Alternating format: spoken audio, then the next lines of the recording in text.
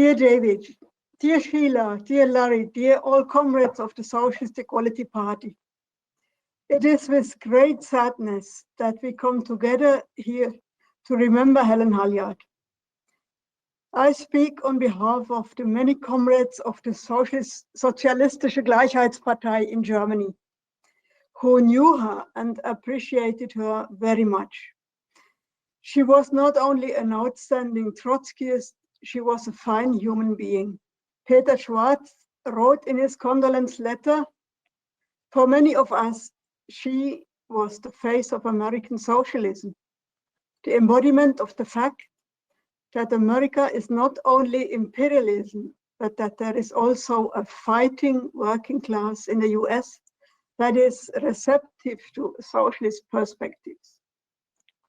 And just as Patrick Martin described her in his obituary, so we experienced her, always clear, unambiguous and full of strength, optimism, and also of great warmth. She was convincing as a socialist, not only through her clear words, but also through her own example. I first met Helen at the International School in Harwich, UK, at the end of 1981, and later met her again several times.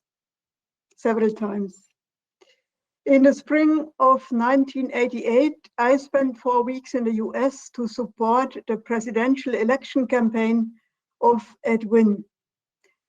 At that time, she led a team to Pennsylvania and to miners in West Virginia, and I was part of this team. Before that, she had just come from Alabama, and I think that was the party's first political intervention in the southern states. I experienced her as a straightforward and principled comrade who never tired of explaining our aims to younger members and who kept her sense of humor even in difficult situations. From Helen, I learned a lot, especially about the committed and long-standing relationship between our section, then the Workers' League, and the American working class. I also met Helen again later at international educational classes, for example, in Australia, 1997, and at other party events before and after. In November 1991, when our movement organized the International Workers' Conference against imperialist war and colonialism in Berlin, she was part of the American delegation. The GDR was already history, and the bureaucracy in Moscow was preparing to dissolve the Soviet Union. US imperialism had already launched the horrific First Gulf War. Our conference was a strong answer of the ICFI to this development.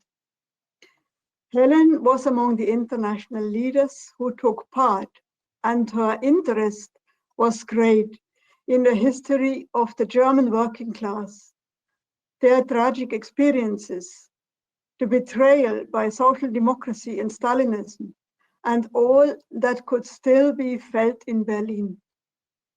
During those tours, she visited, among other things, the place where Rosa Luxemburg was murdered.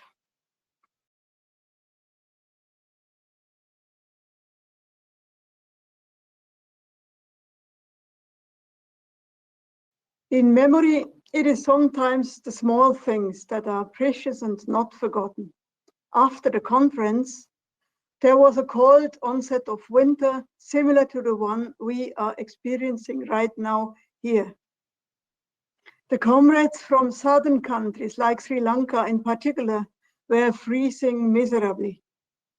Helen spontaneously gave her beret to such a comrade, and afterwards this beret remained with me.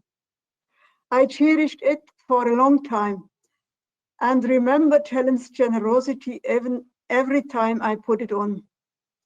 Generosity and empathy, such important qualities that the ruling classes are trying to eradicate with their war policy now.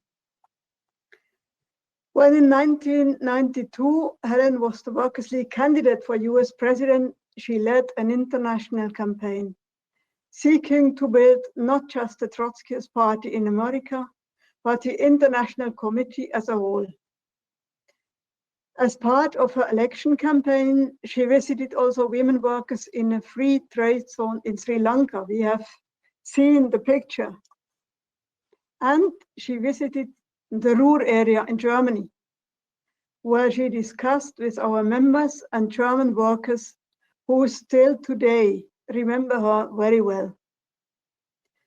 Even more recently, when I was at the SEP Summer Camp 2018 with the German delegation, Helen looked after us and didn't miss the opportunity to show Ellie and me around Detroit and show us where the legendary Motown music came from. That was really good. Helen left far too soon. We will never forget her, but we'll make sure that her name remains unforgotten for party members and all socialist workers. Thank you.